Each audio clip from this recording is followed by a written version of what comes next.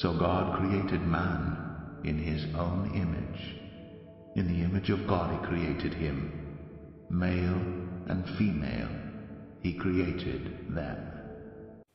The Senate passed the Respect for Marriage Act in a procedural vote this week. The final vote is expected after Thanksgiving. Now, 12 Republicans joined all Democrats voting in favor of it. The Senate is now going to start debating the legislation that would protect same-sex marriage and interracial marriage at the federal level. Senate Majority Leader Chuck Schumer believes the bill is on its way to becoming law.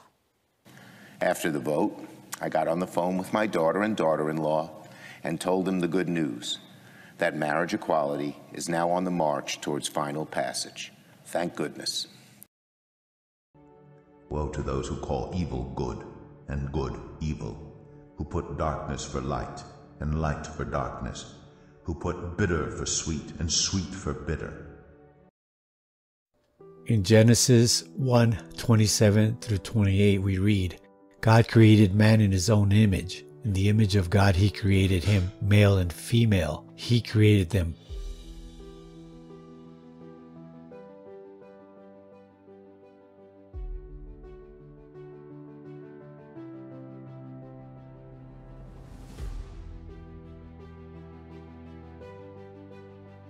Psalm 128 verse 3 says, Your wife shall be like a fruitful vine within your house, your children like olive plants around your table.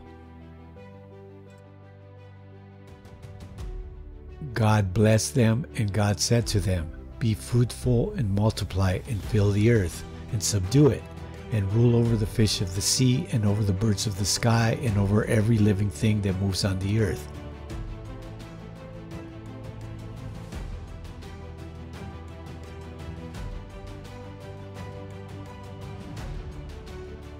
Jesus, speaking of marriage in Matthew 19:4 through 6, and he answered and said, Have you not read that he who created them from the beginning made them male and female, and said, For this reason a man shall leave his father and mother and be joined to his wife, and the two shall become one flesh.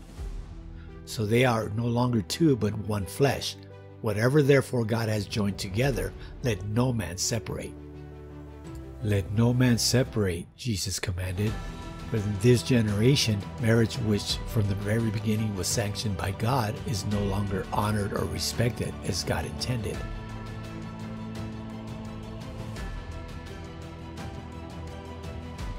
In Hebrews 13:4, the writer of Hebrews writes, Marriage is to be held in honor among all, and the marriage bed is to be undefiled.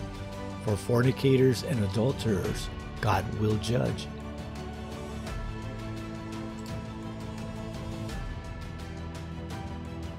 Today, the devil is unleashing an onslaught of attacks on marriage and the family values. The things that our children are being exposed to on television and the internet is nothing short of wickedness and contamination.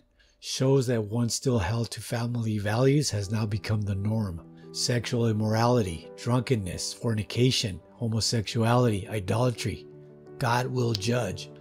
1 Corinthians 6:9. Or do you not know that the unrighteous will not inherit the kingdom of God? Do not be deceived. Neither fornicators, nor idolaters, nor adulterers, nor effeminate, nor homosexuals will inherit the kingdom. Revelation 21:8, John writes, But for the cowardly and unbelieving and abominable and murderers and immoral persons and sorcerers and idolaters and all liars, their part will be in the lake that burns with fire and brimstone, which is the second death. Brothers and sisters, the time is short. Jesus is coming, and he's coming quickly. The devil knows his days are numbered, so let us be wise and not be foolish. Proverbs 9:17 through 18. Whoever is naive, let him turn and hear, and to him who lacks understanding she says, Stolen water is sweet, and bread eaten in secret is pleasant. But he does not know that the dead are there, that her guests are in the depths of Sheol.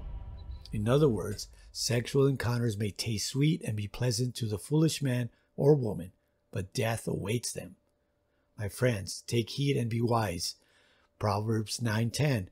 The fear of the Lord is the beginning of wisdom, and the knowledge of the Holy One is understanding. For by me your days will be multiplied, and your days of life will be added to you. Thank you, and God bless.